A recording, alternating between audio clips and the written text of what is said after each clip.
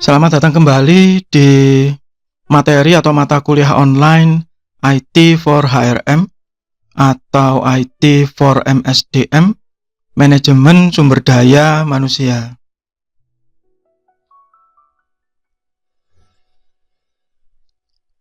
Sekarang kita ada di bab tentang tantangan para manajer sumber daya manusia atau secara umum ya sumber daya manusia di abad ke-21.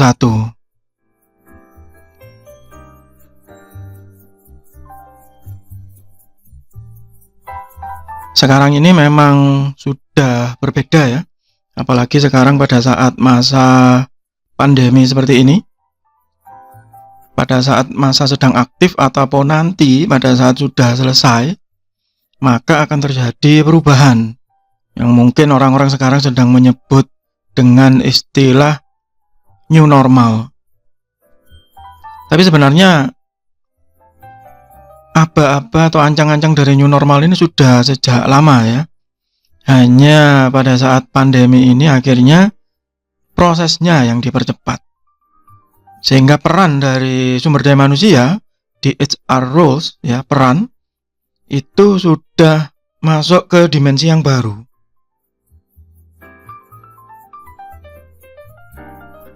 Terutama pada saat globalisasi, dan globalisasi ini sudah dipercepat pada saat masa sekarang ini.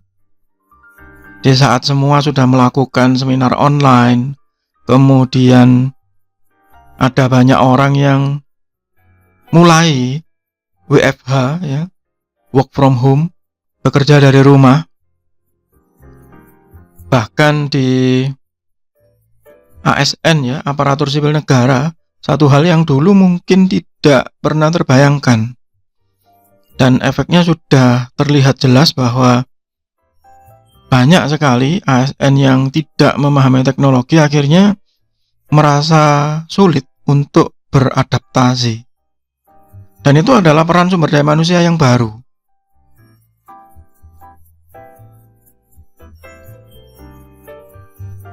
Sehingga perannya sudah berbeda. Mulai dari siklus awal ya, rekrutmen dan selection, sampai dengan career development and growth,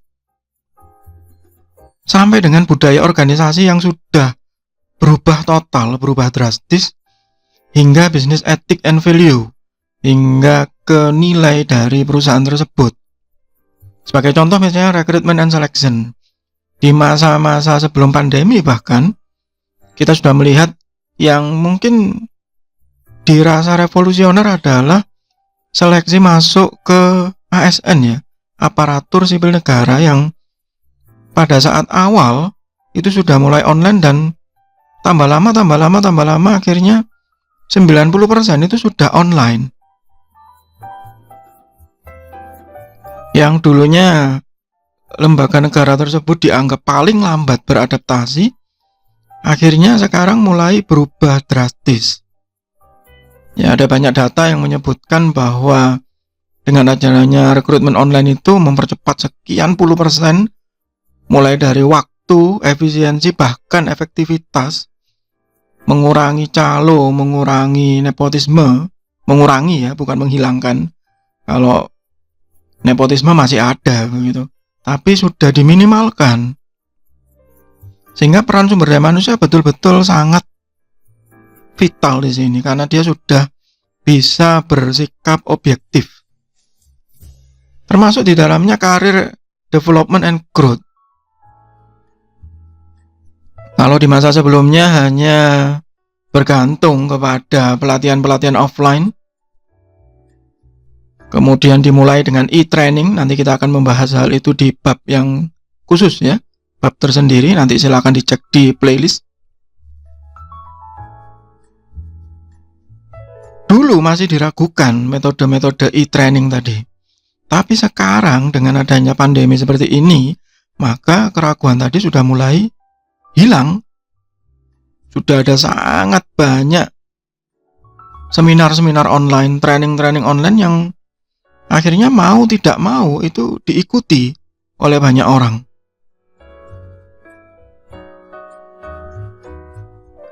Termasuk di dalamnya promoting organization culture, mengubah budaya organisasi.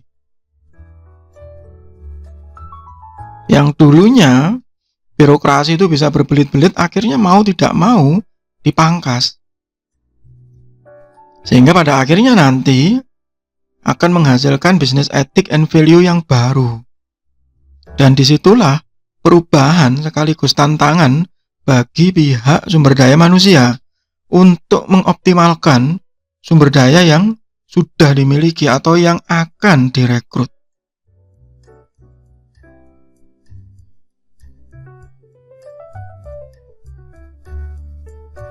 Sehingga pada akhirnya terjadi multi-generational workforce. Seakan-akan antar generasi tadi itu sudah seperti terpisah ya. Antara generasi baby boomer, generasi usia 45 ke atas, atau mungkin 50 tahun ke atas ya kalau pada saat ini. Kemudian generasi usia 30 sampai 50 dan generasi di bawah 30 yang ada di satu perusahaan atau ada di satu organisasi, itu akan terlihat dengan jelas.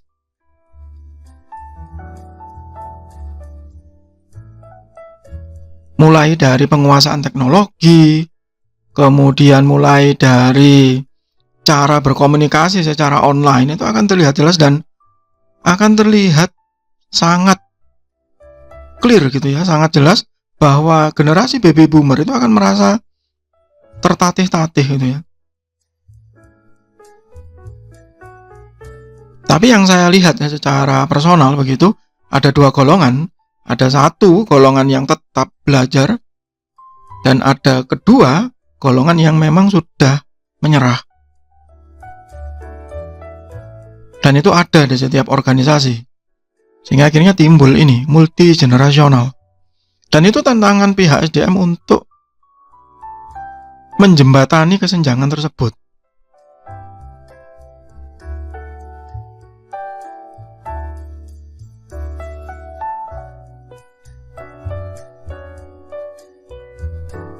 Yang kedua tantangannya adalah motivasi dan retensi, motivation and retention.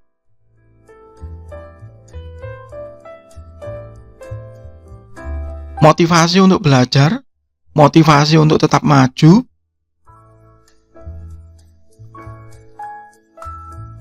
sekaligus retention untuk bertahan.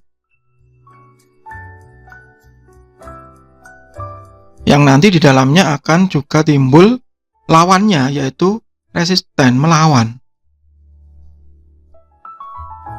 teknologi. Sebagai contoh misalnya kalau saya saja ya, sebagai dosen misalnya masih banyak dosen, ya saya nggak bilang guru, dosen saja yang membenci teknologi, yang tidak bersahabat dengan teknologi, yang bahkan pada akhirnya resisten dan menyalahkan teknologi. Kenapa? Karena tidak punya motivasi untuk belajar. Sebagai contoh misalnya sekarang sudah diwajibkan untuk setiap karya tulis itu seharusnya dilakukan cek plagiasi. Ya, pada saat beberapa dosen yang dalam tanda kutip generasi baby boomer tadi terkena hasil cek plagiasi yang besar, maka dia akan menyalahkan teknologi. Kenapa harus ada seperti ini? Bukannya saya dulu aman-aman saja. Tapi di satu sisi, beliau-beliau ini berbalik arah. Pada saat itu diterapkan ke mahasiswa. Jika ada mahasiswa yang terkena cek plagiasi, maka beliau-beliau itu akan marah begitu. Dan mengambil sikap tidak mau tahu, pokoknya yang penting harus lolos cek plagiasi. Padahal jika itu dikembalikan kepada dirinya sendiri, itu akan sulit. Nah, pada akhirnya teknologi yang disalahkan. Ya. Hal yang serupa itu terjadi di banyak tempat. Menyalahkan teknologi karena tidak punya motivasi untuk belajar. Di satu sisi begitu, pada masa-masa seperti ini misalnya, masa pandemi, maka seringkali aktivitas work from home, bekerja dari rumah, itu malah menjadikan tidak ada jam kerja. Karena bahkan malam pun ya tetap aja di email, di chatting begitu ya. Sehingga seringkali tidak balance ya. Nah, tugas sumber daya manusia gitu ya, Departemen Sumber Daya Manusia untuk membuat beban kerja itu menjadi balance. Kalau yang sibuk juga jangan terlalu sibuk. Supaya apa? Supaya tidak sakit. Supaya mengurangi stres. Kalau masa pandemi berarti supaya meningkatkan imun. Di satu sisi juga harus balance bahwa beberapa karyawan dengan adanya teknologi, maka mereka seakan-akan itu tidak punya pekerjaan. Tidak punya hal yang dikerjakan. Kenapa? Karena banyak yang sudah diambil alih oleh teknologi. Nah, ini tugas sumber daya manusia untuk melakukan re-engineering yang nanti akan mengarah ke restrukturisasi. Dan itu tantangan karena pada saat itu dilakukan maka akan terjadi perlawanan, resisten tadi.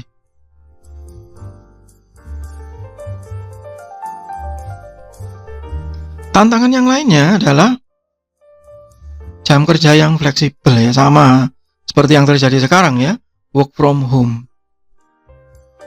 Meskipun sudah banyak yang tidak work from home, tapi pada akhirnya banyak perusahaan-perusahaan yang mulai work from home dalam tanda kutip forever, misalnya di luar negeri. Twitter, Facebook sudah mulai mempertimbangkan untuk work from home selamanya. Yang otomatis itu akan mengurangi beban dari perusahaan. Tapi di satu sisi itu butuh kedisiplinan. Bagi beberapa bidang, flexible work hours ini sudah lama ya, terutama bagi para startup. Teman-teman yang di bidang desain itu sudah lama mereka menerapkan work from home. Mereka juga sudah fleksibel jam kerjanya, flexible work hours. Tapi yang paling penting adalah disiplin.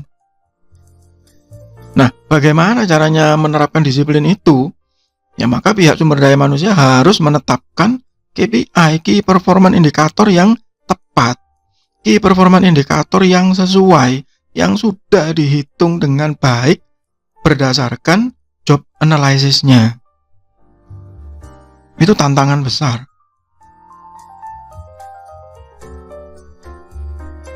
Dengan adanya teknologi begitu, seringkali hal-hal yang sepele itu tidak bisa diselesaikan jika kita tidak bertatap muka. Apalagi kita yang ada di Indonesia ya. Seringkali kita bertatap muka, diskusi secara langsung, maka masalah yang dalam tanda kutip pelik gitu ya, yang sangat rumit, itu terselesaikan mungkin hanya dalam waktu 3-5 menit. Ya, apalagi kita yang ada di Indonesia ini punya budaya basa-basi yang itu biasanya membantu penyelesaian masalah. Tetapi jika kita hanya berhadapan dengan media gitu ya, via teknologi, entah itu dengan WA, entah itu dengan yang lain, mungkin akan terjadi banyak kesalahpahaman di situ. Nah, tugas sumber daya manusia yang menjembatani hal tersebut.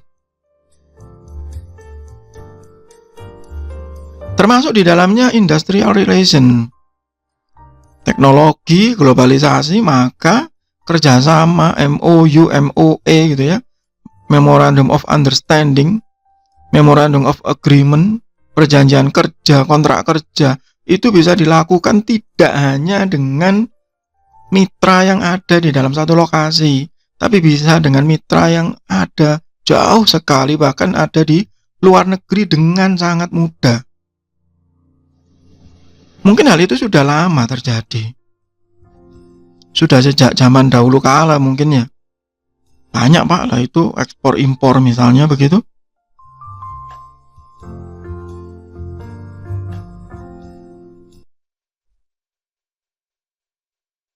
Tapi faktanya itu kan tidak dilakukan oleh semua pihak. Ya. Nah, bagaimana kalau kemudian terjadi kemitraan seperti itu? Apa yang dilakukan oleh pihak sumber daya manusia? Yang pertama adalah adaptasi, entah itu dari segi bahasa, budaya, ya, dan itu tidak mudah sekali lagi. Sehingga akhirnya nanti kita akan punya technological impact. Sebuah tantangan baru bagi pihak sumber daya manusia dalam melakukan tugasnya. Mereka seharusnya tidak lagi terjebak di dalam beban administratif, penggajian, presensi, persetujuan cuti, begitu. Ya, karena itu sudah ditangani oleh teknologi. Nanti kita akan bahas sendiri di bab yang berbeda, performance appraisal, ya, penilaian kinerja. Itu sudah dibantu banyak oleh teknologi. Nah, tetapi di satu sisi, maka teknologi tadi akan punya impact atau akibat yang khusus. Itu untuk sementara di bagian pertama dari HR Challenge atau tantangan bagi pihak sumber daya manusia. Kita akan lanjutkan lagi di bagian yang kedua. Semoga bermanfaat. Tetap sehat, tetap semangat. Terima kasih.